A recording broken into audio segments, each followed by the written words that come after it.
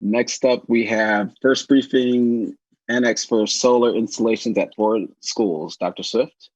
Thank you, President Johnson and trustees. We're delighted to bring, in keeping with the board's stated commitment to environmental sustainability and to reducing our carbon footprint in the Ann Arbor Public Schools, we're delighted to bring this project for solar installations at 4 schools. And considering this time frame that we're experiencing with the West literally being on fire and with unprecedented a number of hurricanes, we are all reminded of doing our part. And so I appreciate Mr. Lautzana's leadership and appreciate our community support, and particularly the sinking fund approval that allows us to bring this forward. Mr. Lautzana, solar panel installations. Thank you, Dr. Swift. Good evening, trustees. Yes, I'm very excited to bring this proposal to the board this evening. Due to the generous support of the sinking fund, the school district has been in a program of replacing a lot of our older roofs. And with the newer roof sections on many buildings, it's an ideal location for us to install a ballasted solar array. So we have installations proposed for 4 buildings, A2 Steam, Hazley, Huron, and Forsyth.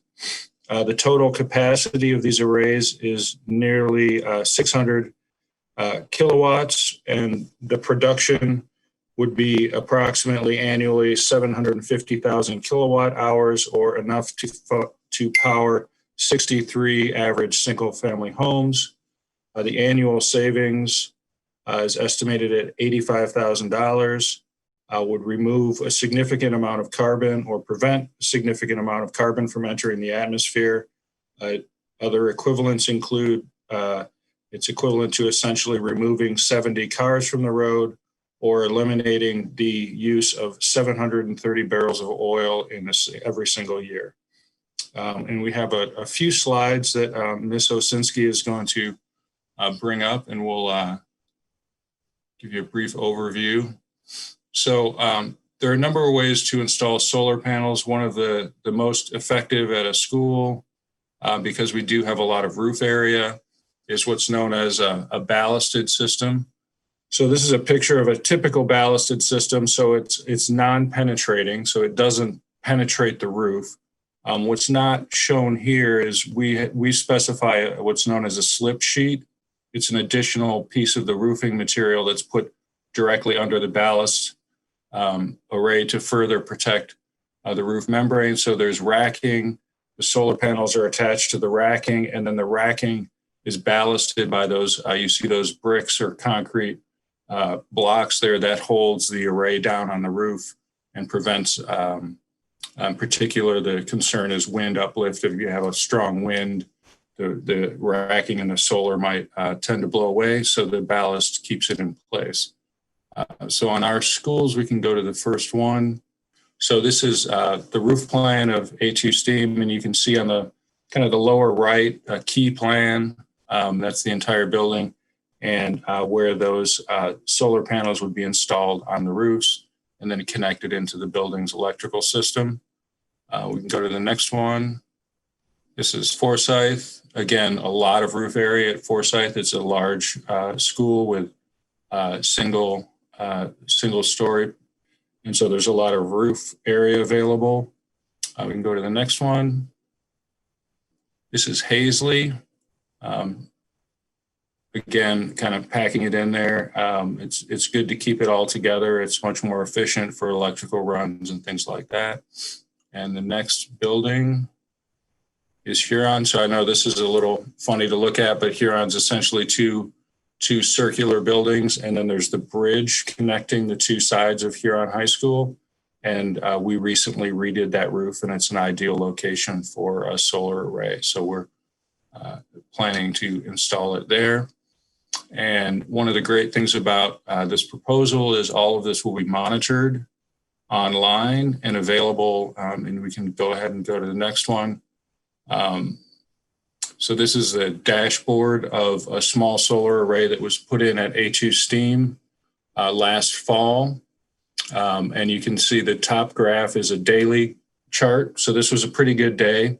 You like to see that nice bell curve.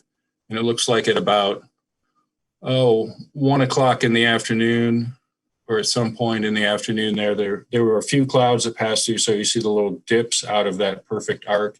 That's when the clouds were blocking the sun. And you can also see on the bottom, that's an annual production curve, which is pretty typical. You would expect more production in the summer months of June and July and August, and then that tapers down in the winter and then picks back up again in the spring. And this system is one of the great things. You can download the data in Excel files. You can do different analyses. You can look at weather data from, for instance, the Ann Arbor Airport and do some comparisons. So we're really excited about that monitoring system. So I believe Ms. Osinski has the memorandum as well. So we issued a request for proposals, and we received 8 bids, and we're recommending to award the contract to Slifco Electric of Troy, Michigan, in the amount of $1.329 million with a contingency of 10% or an additional $132,000 to be paid from the sinking fund. The roof warranty is for 20 years, although often they'll last longer than that, but it is a 20-year warranty. The solar panels carry a 25-year production warranty, so they guarantee that their production levels will stay at a certain rate over the 25-year period. The solar panels themselves, they're literally 50-year-old solar panels that were made early days by NASA that still produce today. They degrade slowly over time, so they produce a little bit less year over year, very slowly. The one component that will need to be replaced sooner than that is the inverter. That's the solar panels generate DC electricity. Our buildings use AC electricity, so the inverter is a critical piece of equipment that makes that conversion for us so we can use the electricity. Those carry a 15-year warranty. I was just going to mention on the bid tab, you will notice that there were 2 vendors that were disqualified in our evaluation process. The lowest bidder was an out-of-state organization. They did not have any licenses or business addresses in Michigan. And their intent in our interview was that they would essentially establish a Michigan presence. They also had not identified any of their subcontractors, their electricians and others in their bid package. And when we interviewed them, they still had not selected those critical subcontractors. And so we felt that that was too much of a risk for us to engage a company that really didn't have a Michigan experience or experience working with our Bureau of Construction Codes in Lansing, which is its own fine art, that it takes contractors a while to get fluid with that system.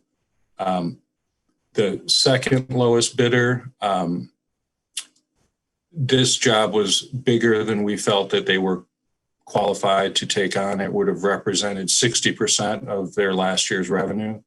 And they only have, through their subcontractor for this proposal, only had 2 licensed electricians available for the work. And this work would take many more people than 2 electricians to complete. So we're pleased that Slifco Electric put in a competitive bid. They're a very large electrical organization. They have over 100 electricians working for them on any given day. And they've done these kinds of installations many times in Michigan and other states. So we're excited about working with them. Yeah, so we'll be purchasing these solar panels with the sinking fund and the installation of the whole thing. And then it will be generating approximately $85,000 worth of electricity that we would have normally paid for with the general fund. But since we have the solar, we won't have to buy that electricity because we're making our own.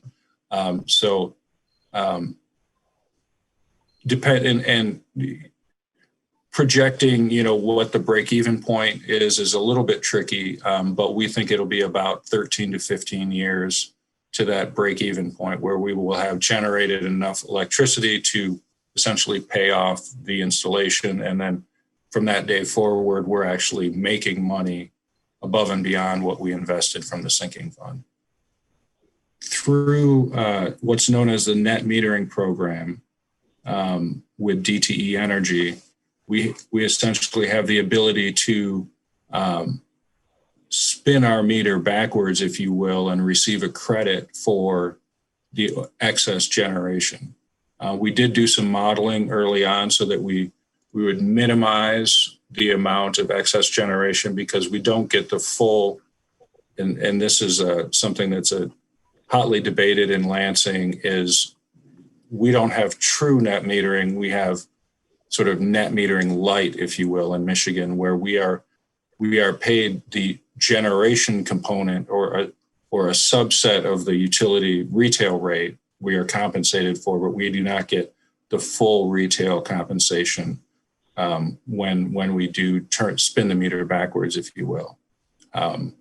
We're hopeful that these things will evolve over time, and people will recognize the value of distributed generation and some other assets that solar, in particular at schools, we're often generating, for instance, in the summer, we don't operate all of our buildings. So those are some of the times where we do have base load. Even in the summer in a school building, we are using some electricity, but we will be sending some back. And at some of those times when we're sending electricity back to the grid is the time that DTE is firing up things like peaking plants because of the high load from air conditioning. And that peaking power costs 2 to 3 times as much to generate as the base load power that they're providing. So in some ways, we're offsetting some of the most expensive electricity that DTE provides. So it's a long, complicated debate. But in essence, we will be pushing excess electricity back to the grid when we overproduce and receiving some compensation for that. Thank you. Trustees, any other questions? All right. Well, thanks a lot. We'll see you at the second briefing.